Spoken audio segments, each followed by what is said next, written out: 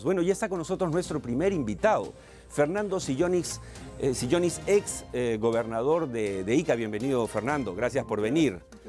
Bueno, en estos días nosotros habíamos acordado esta conversación con Fernando Sillonis hace ya varios días y bueno, el viernes renuncia el presidente del Consejo de Ministros, el nombre de Fernando Sillonis empieza a darse. No vamos a cometer la guachafería y preguntarle si lo llama el presidente, si va a aceptar o no sé qué. Vamos a liberar a Fernando de esa pregunta. Pero hablemos de las cosas importantes.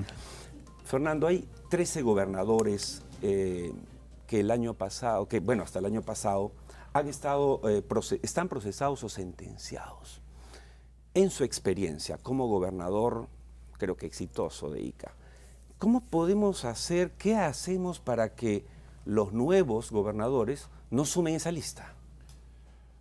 Bueno, yo creo que el sistema de control nacional no funciona como debiera, ¿no? Es una crítica constructiva que yo tengo por la Contraloría, por la Defensoría del Pueblo, en general por el Poder Judicial, por supuesto, el Ministerio Público, de manera que lo único que queda es esperar que los gobernadores y alcaldes con sus equipos sean íntegros, cosa que no necesariamente ocurre, ¿no?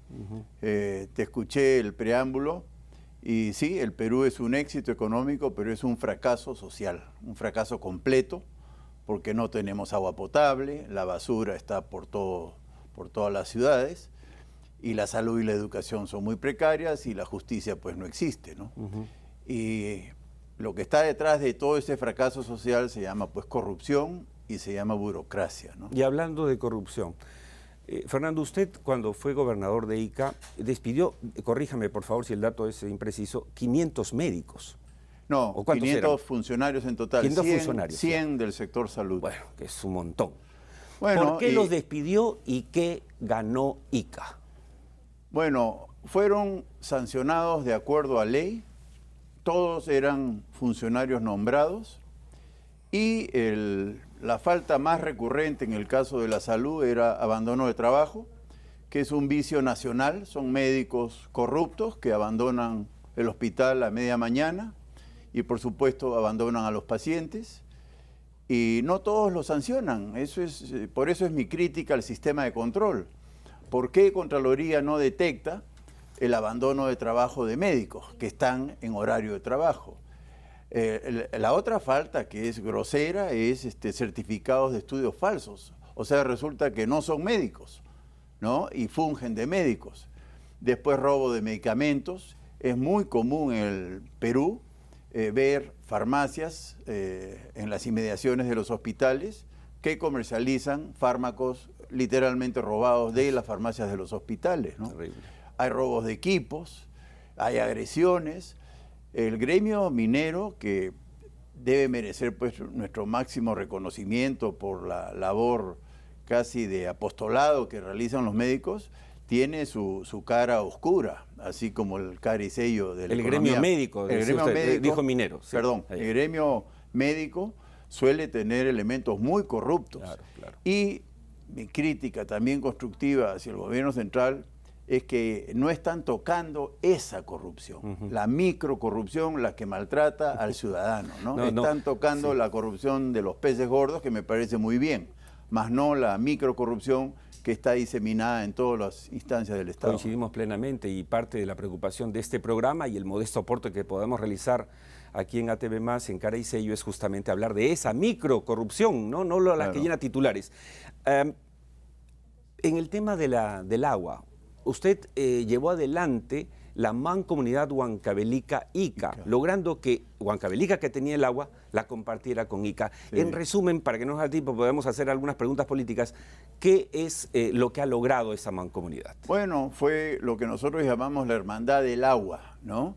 Que es simplemente un proceso de diálogo basado en el respeto, la equidad, la justicia y la sostenibilidad.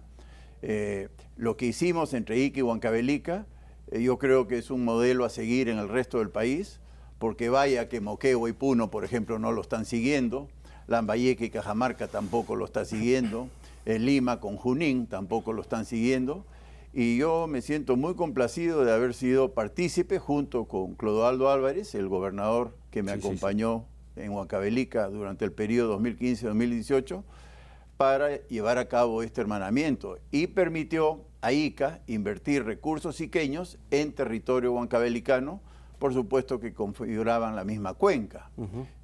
Ahora, todo eso pues se está perdiendo, ¿no? Con el cambio de gestión regional. Yo tengo que decirlo con mucha pena, con mucha pena. No se puede permitir que un esfuerzo como ese quede en el camino. Así es. Bueno, de hecho vamos a poder seguir conversando aquí, pero antes que nos gane el tiempo, faltan 2 años y medio todavía para el gobierno, para que finalice el gobierno de Martín Vizcarra. La pregunta concreta es, ¿se puede, digamos, llegar al final del mandato, se puede llegar al bicentenario sin lograr consensos políticos mínimos? Bueno, tienen que lograr consensos políticos mínimos. Lo que no se puede transar es la corrupción. La corrupción hay que confrontarla con todo. Y si viene del Congreso, pues ni modo, no hay forma de transar con un Congreso corrupto, ¿no? Yo creo que está mal decir que el Congreso es corrupto. Hay muchos congresistas corruptos, eso sí es verdad. Y con ellos, nada, a la distancia, ¿no? Con ellos no se puede ni siquiera hablar. Pero hay congresistas muy calificados con quien sí se deben lograr consensos, ¿no? Hablando de eso, el nuevo gabinete que debe esta semana conocerse, ¿debe ser, digamos, definido por la confrontación o por el consenso? Igual, es el consenso con los congresistas íntegros, ¿no?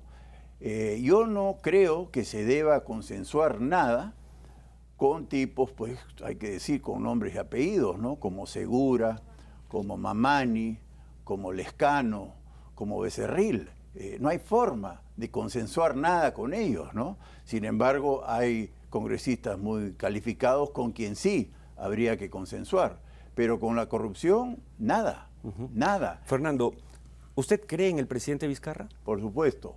Por supuesto. Porque hay gente que ha tratado de sembrar dudas, incluyendo Alan García, que es un tuitero entusiasmadísimo, claro, después de que Uruguay le dijo que no a su asilo. No, yo conozco al presidente Vizcarra desde antes de que asumiera inclusive la vicepresidencia, y yo lo conocí como gobernador de Moquegua, y yo creo que todos vimos en él a un líder muy calificado. El solo hecho de que apueste por la educación habla muy bien de él, ¿no? Lo que no comparto es estos cambios de gabinetes, Óscar. Yo lo he vivido desde el gobierno regional de Ica. Desde Ica nosotros tuvimos 5 presidentes del Consejo de Ministros. Porque es volver a empezar, ¿no? Es volver a empezar. Todo se paraliza.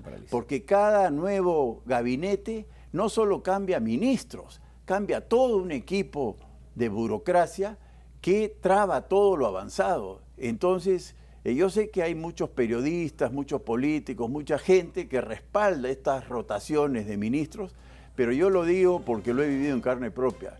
Es lo peor que le pueden hacer a las regiones, cambiar ministros a cada rato. Bien. Entonces yo no quería ser partícipe de esta rotación que le causa mucho daño al país.